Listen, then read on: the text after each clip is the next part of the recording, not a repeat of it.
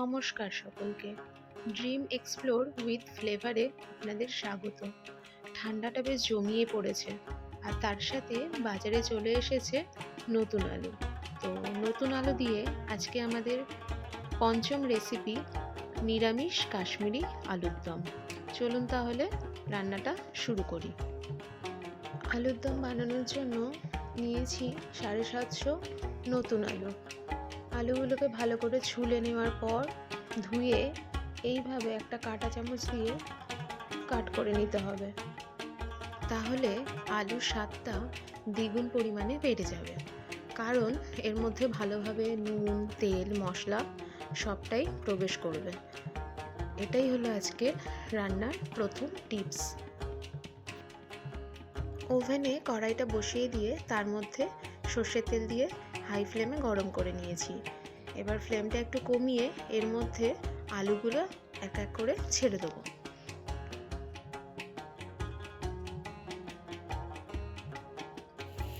এবার দিয়ে দিচ্ছি সামান্য নুন।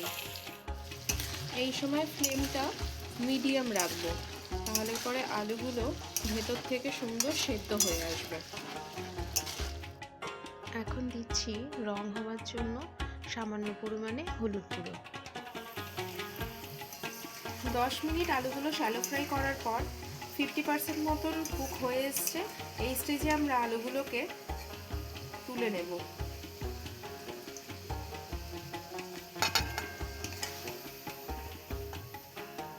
একবার আলুটা ভেজে তুলে নিয়েছিলাম, তো তখন 50% কুক হয়েছিল। আলুটাকে আজকে আমরা ডাবল ফ্রাই করব।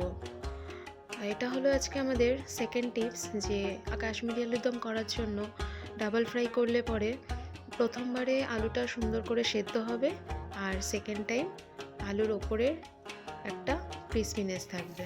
আলুগুলো গোল্ডেন হয়ে এসেছে, এবার আমরা এগুলোকে ফাইনালি তুলে নেব।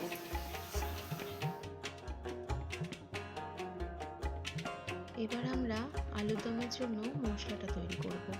তার জন্য একটা বোলের মধ্যে নিচ্ছি 200 গ্রাম টক দই, দিয়ে দিচ্ছি 3 চামচ মৌরি গুঁড়ো, দিচ্ছি 2 চামচ আদার গুঁড়ো। যাদের কাছে আদা গুঁড়ো থাকবে না তারা তেলের মধ্যে আদা বাটা দিয়ে দিতে পারেন। এবার দিচ্ছি 3 চামচ কাশ্মীরি লঙ্কার গুঁড়ো। এটাতে ঝাল হয় না, শুধুমাত্র রঙের জন্যই। এবার এগুলোকে ভালো করে মিশিয়ে নিতে হবে। চলে এসেছি রান্নার পরের স্টেপে। এখানে যেই তেলের মধ্যে আলুটা ভেজেছিলাম সেই তেলের মধ্যেই এবার আমরা এক এক করে ফোড়ন দেব। প্রথমে দিয়েছি একটা বড় এলাচ, তারপর 3টে ছোট এলাচ, কয়েকটা লবঙ্গ, এক টুকরো দারচিনি, কয়েকটা গোলমরিচ আর খানিকটা জয়িত্রী। দিচ্ছি 1 চামচ চিনি। এই সময় ফ্লেমটা মিডিয়াম রাখবো। এরপর দেবো 1 চামচ কাশ্মীরি লঙ্কার গুঁড়ো, দেবো 1 চামচ নর্মাল লঙ্কার গুঁড়ো, আর দেবো হাফ চামচ হলুদ গুঁড়ো।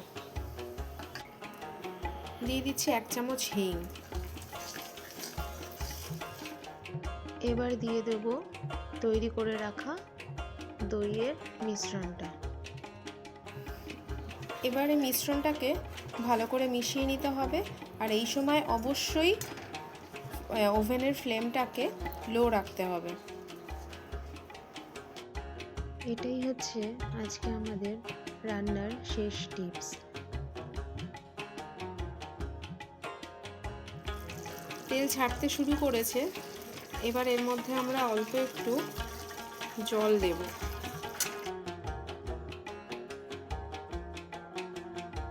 মশলাটা এই রকম ফুটে আসবে আর অল্প অল্প তেল বেরোতে শুরু করেছে। এই সময় আমরা এর মধ্যে মিশিয়ে দেব 3 চামচ কাজু বাদাম বাটা। কাজু বাদাম বাটা দেওয়ার পরে মশলাটাকে আবার ভালোভাবে মিশিয়ে নিতে হবে। এবার এর মধ্যে দিয়ে দেবো পরিমাণ মতো নুন। এইভাবেই লো ফ্লেমে মশলাটাকে কষিয়ে নিতে হবে।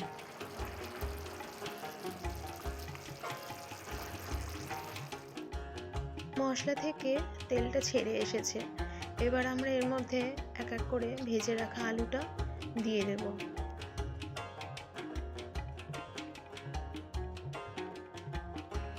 আলুগুলোকে মশলার সাথে ভালোভাবে মিশিয়ে নিতে হবে। খেয়াল রাখতে হবে ফ্লেমটা যেন এই সময় লোতেই থাকে।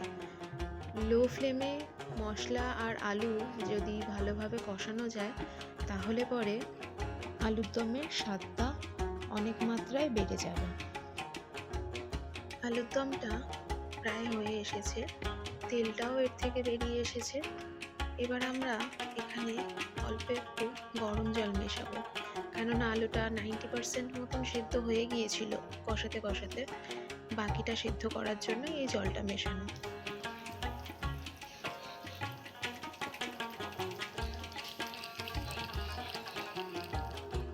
আজকের কাশ্মীরি আলুর দম পুরোপুরি তৈরি। এবার আমরা ফ্লেমটাকে অফ করে 5 মিনিট ঢাকা দিয়ে রেখে দেব। শীতের নতুন আলু দিয়ে কাশ্মীরি আলুর দম তৈরি।